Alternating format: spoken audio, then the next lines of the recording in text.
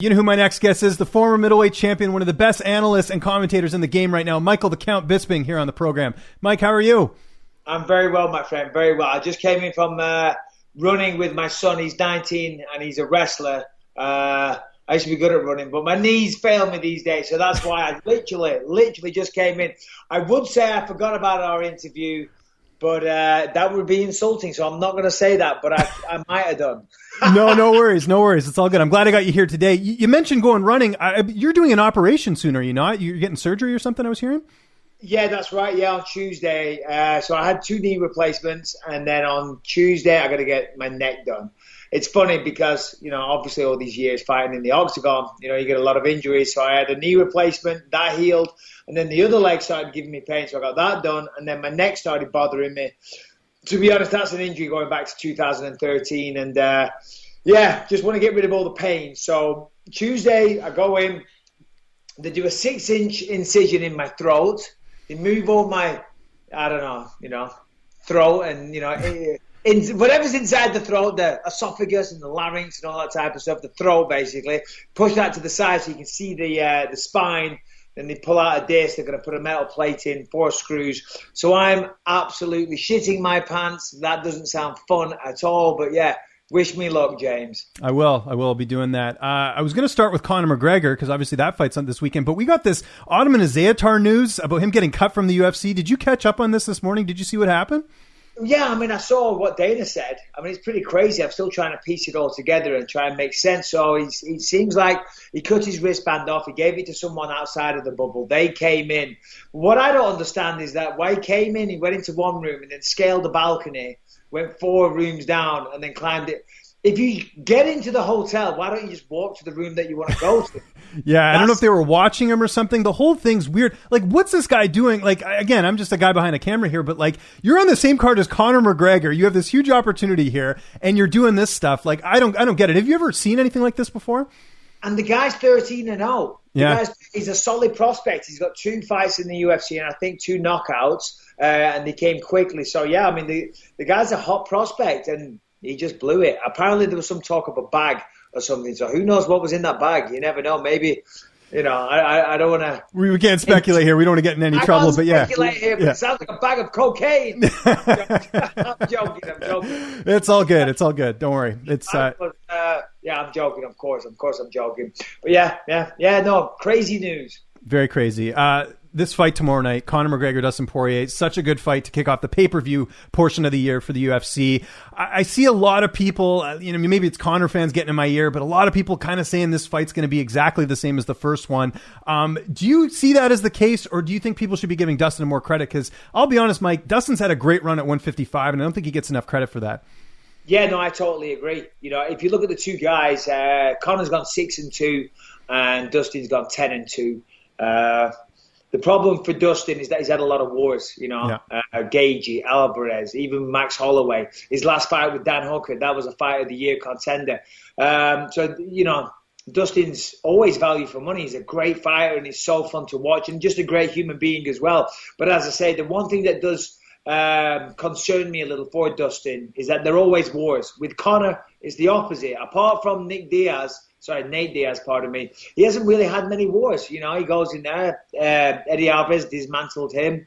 Who else? Jose Aldo. What was his last fight? Cerrone. Not taking much damage. The less damage you take, that's more conducive to a longer career. I think Dustin's going to do better, though. I think at 155, he can absorb more punishment. Making 145 is hard, and it affects your ability to take a punch, those extreme weight cuts. Now, of course, you could say the same for Conor. Thing was, Conor never really got punched in that fight. So it didn't matter if he could take a shot or not because he didn't have to take one. So, I think if Dustin's going to be successful, he's got to clinch. He's going to try and clinch, push him up against the fence, look for a takedown, which won't be easy. Conor has good takedown defense. Took Khabib a while. But still, he doesn't necessarily need to take him down. Just push him against the fence, make him fight for underhooks and pummel and just get those arms tired. If he can do that and get into the later rounds, then I could see Dustin taking over, winning by decision. Who knows, maybe even getting a finish of his own in the late rounds. But if he can't do that, if he can't get him to the later rounds, well, if you can't get him there, there's a reason. That's because he's been knocked out, unfortunately. Yeah, no, I agree. One other thing on the fight that I've sort of heard people talk about is, the activity of Dustin, right? I think since 2017, Poirier's fought 8 times. McGregor's fought 3 if you include the Mayweather fight. Now, you were talking about him taking a lot of damage. That is true. But do you think his activity will benefit him in this fight? Or do you think the fact that he's taken more damage will actually work against him? Yeah, well, it's a bit of both, to be honest. The more time you spend in there, as I said before, taking all that damage, it's never good. But time in the octagon is great as well. Experience is a very, very valuable thing. And I think for Dustin, the main thing that he's improved on is the mental side of things. I talk about it all the time. Fighting is obviously a very physical sport, but the mind controls everything. And, and if you get too emotional, like he did in his last fight, or you're frantic, you're angry, whatever, it's not the way you want to be. It took me a long time to realize that when I was fighting, I used to go into fights trying to be emotional, trying to be angry. But then towards the end, I figured out you want to be cool, calm, and collected. So Dustin's definitely improved on that side of things. And, this time Conor's playing nice. They're all buddy-buddy, they're all pally-pally. But make no mistake, when whoever it is refereeing, they're going to go at each other. They're going to put it on a show. And I can't wait to watch it. We got a good co-main event as well. Michael Chandler coming over from Bellator. I've been waiting for him to come over forever. He's a really great talent, but he's got a tough test in Dan Hooker. Hooker going to have a bit of a height and reach advantage in this fight. How do you see this fight playing out? Because I think the one thing is, can Chandler get the takedown? Is he going to go back to his wrestling, or is he going to try and do what he normally does and try and knock his opponent out? At least that's what we've seen over the last couple fights. Yeah, exactly. I mean, Benson Henderson, that was his last fight, knocked him out in 2 minutes. So, he does have big power in his hands. He's a heavy-handed boxer and he's a tremendous wrestler, Division I All-American. So by far the best wrestler that Dan Hooker's fought. And you're right, this fight essentially comes down to, can Michael Chandler take him down or not? If you can't take him down, then of course it favors Dan Hooker. He's the taller guy, 4-inch reach advantage, 4-inch height advantage, and he's a great Thai boxer, and as I say, if Hooker can't take him down, yeah, he's a good boxer, but that's 2 limbs against 8 limbs. Thai boxing is the art of 8 limbs, punches, kicks, knees and elbows. And the diversity gives him an advantage, and he's got a lot of power as well. And if Hooker's going to come in, try and shooting, I can see him eating knees as he comes in. Hooker's knocked a couple of people out with knees. They're devastating. He's got good elbows in the clinch. And then from a distance, he's got great straight shots as well. And then when you combine that, excuse me, I just had a big piece of chicken. All good. You came right in from running. I appreciate it. But he trains at City Kickboxing with Israel Adesanya. And if that's shown us one thing, he's shown us that they know how to defend takedowns. Israel Adesanya, you look at him, you think, he's a kickboxer, take him down. Well, people have tried to do that, and they haven't been successful. And that is, partly because he's a natural gifted athlete. There's a reason why he is undefeated and who he is. But then also he's getting the correct coaching. So if Israel's getting the correct coaching, then Dan Hooker is getting the correct coaching. So I think Chandler is going to have a tough time. I think he will get him down, but I think Dan Hooker will get back to his feet and go back to the striking game. So, yeah, tough fight for both guys. It is, yeah, really pivotal fight. And of course, the thing that's looming over this whole card is Khabib Nurmagomedov. We had that kind of maybe announcement last week, right, from Dana White that we were hearing. Do you think Khabib's coming back? Because I don't think he is. I mean, when I heard Dana say that, I was very, very hopeful. But then when I heard Khabib talk this week, it doesn't sound like it. And you never know. Mm-hmm. I think maybe Khabib is playing games a little bit. He's enjoying all the attention. He's enjoying being the belle of the ball. He's got Dana White, not begging him because Dana doesn't beg anybody, but, he's trying to entice him to come back. And I think he's enjoying all of that. And everyone wants to fight him. Khabib wants to fight Khabib. Conor wants to fight him. Everyone wants to fight him again. Khabib's the man. So, yeah, rightly so. Reveling in this moment, and rightly so, because it's hard-earned. But will we see him fight again? Who knows? No, I don't think so.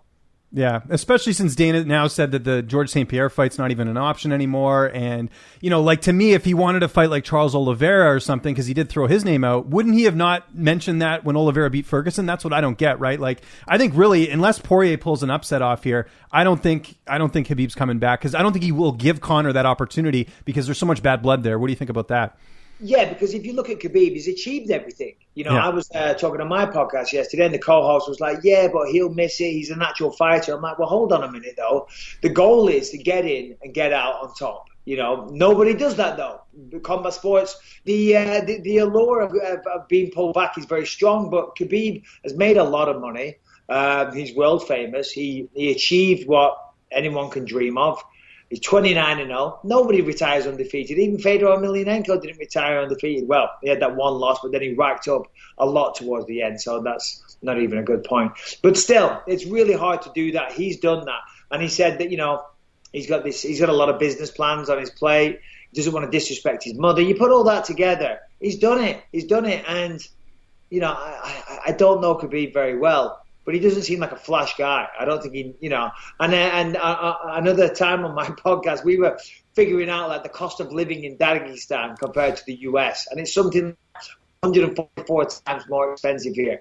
The point I'm making is the money that he's made, if he continued to live in Dagestan, he could live 1,000 lifetimes over. You know what I'm saying? So money doesn't mean anything to him. And I don't see Charles Oliveira pulling back. Conor is already beaten.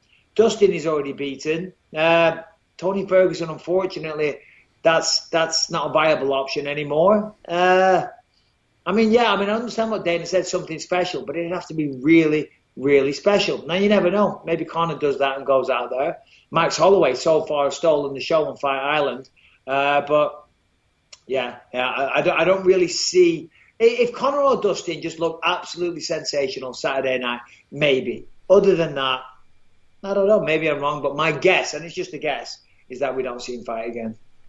You mentioned Max Holloway. What a performance that was last weekend over Calvin Kattar. We know that he's going to probably get the winner of Alexander Volkanovski and Brian Ortega next. What do you think is next for Calvin? Because that was a pretty one-sided fight. And frankly, I was surprised he went the full 5 rounds because Holloway was really laying it on him, especially later in the fight. Oh, it was incredible. Absolutely phenomenal performance. Max Holloway just seems to get better and better, even after he had that tough fight against Dustin Poirier. But, it hasn't slowed him down at all. Of course, he lost 2 to Volkanovski, but they were very, very close fights, which could have gone either way. Yeah. But then he comes back against Kattar and looks fantastic. Calvin Kattar, I'd like to see him take some time off. I think he needs to after a fight like that because he's a young guy with a great future. He's got excellent boxing and, he's championship material, but the problem was he just ran into a Max Holloway that was on fire Saturday night.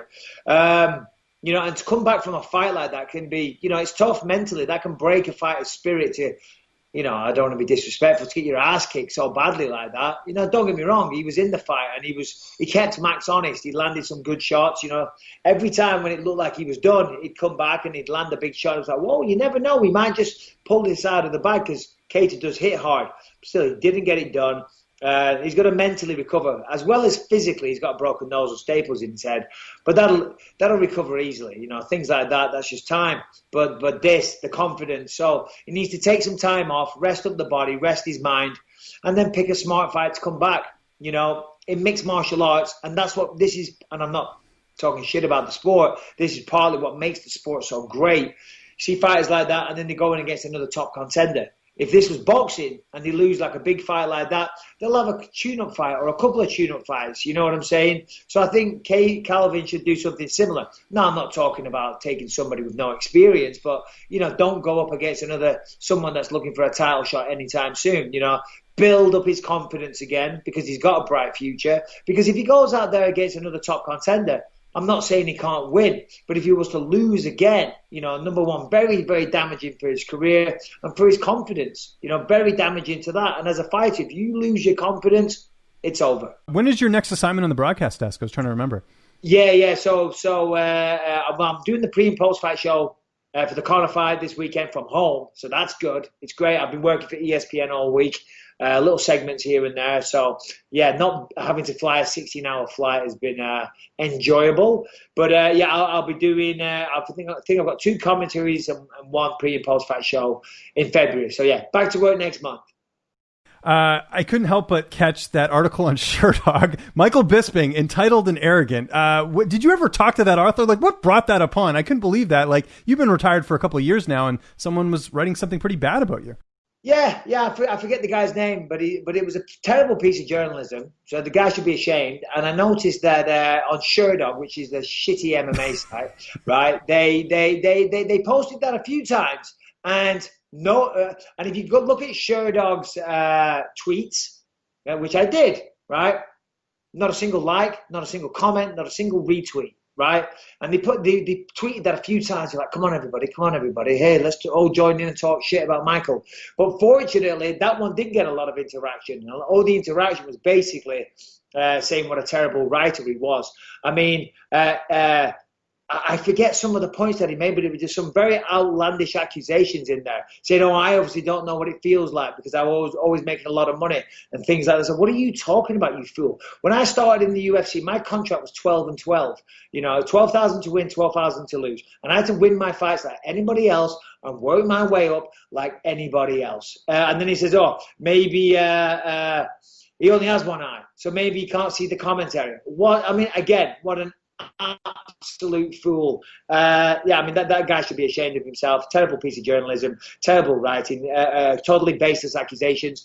And the guy that I was talking, because it all started off with Deron Winn. Deron Winn came and said, oh, you got jokes, sir, blah, blah, blah, blah, blah.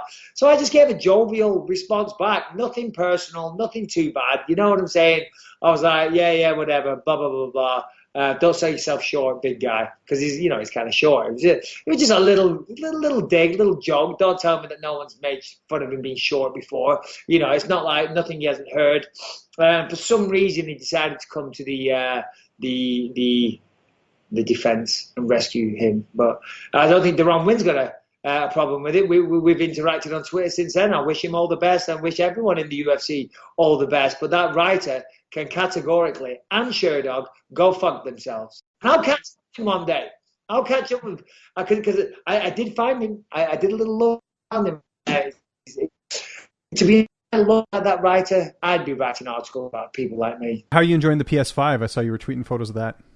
Yeah, no, I was very lucky. Paradigm Sports Management hooked me up with a PS5. A lot of people are struggling to get them. The problem is I do like it. I do enjoy it. This room here that I'm sitting in, this is used to be the kids' games room. So they used to come in here to play video games, but you got to sit on the floor and sit on this low seat. And I'm like, I can't do that. And I do want to get into them. So I put it in the front room and wired it up to the main TV. Now I never get to watch the news or whatever because my son's on it all the time, and I don't even get to play on it. But I'm trying to get into Call of Duty. The problem is, literally, this is what happens. I go on. I run around, I can't find anybody. I'm like, where is everybody? And then I see someone in the distance. I'm like, yep, and I'm dead. And then I restart, I run around, I can't find anyone. And then I see someone and I get killed instantly. And it's just rinse and repeat. I need a better gun. I need better skills. Maybe I need 2 eyes. I don't know. But I suck at Call of Duty. But I'm going to get better. Mike, this was awesome. Thanks so much for the time. Really appreciate it. Just remind people where they can get a hold of you on social media. I know it's pretty easy, but figured I'd say it anyways. And what you got coming up on the Believe You Me podcast, which is awesome. I try and catch it every week. Thanks, James. Appreciate it. And you keep up the good work. For everybody listening, James, I say it all the time. You do fantastic work. And, when I'm commentating the Contender and things like that, I often catch your interviews with a lot of these guys and I get a lot of useful stuff. So please keep it up, James. Keep doing what you're doing. Instagram, whatever, people know, if they want to do it. But check out the Believe You Me podcast. We've got George St. Pierre on Monday, so we've got a special guest there. Should be fun. Little, talking to the guy that choked me out unconscious. Yeah, I was going to say, how does that interview start? Hey, George, thanks a lot. Yeah, go fuck yourself, George. George is awesome. You know what I'm saying? And I always make jokes, but there's not a person on the planet I'd rather choke me out and take my belt than George St. Pierre. There you go. He's the best to ever do it. He's an absolute class act. He's a great guy. So, yeah, we'll see. We'll see what happens on Monday. But, thanks for having me, James. And I apologize. I know scheduling this, I was a bit of a nightmare. But trust me, my schedule this week with ESPN, every day was changing. It's just a fluid situation with the shows at their end and yada, yada, yada. The good news is that I thought I was going to be on air at 4 a.m. this morning because on the East Coast, that's 7 a.m. That got cancelled. And I was supposed to be doing the same thing tomorrow, but I'm not on until 10 a.m. So it all worked out for the best. James, thanks for having me. I appreciate you, buddy. And, yeah, happy to do this any other time.